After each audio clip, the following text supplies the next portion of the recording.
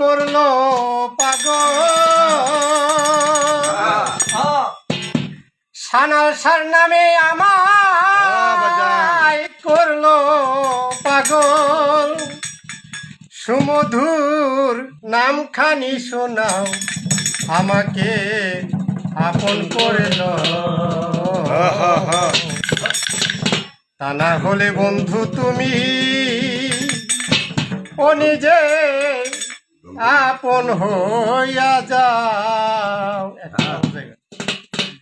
ও তোমার নামে আমায়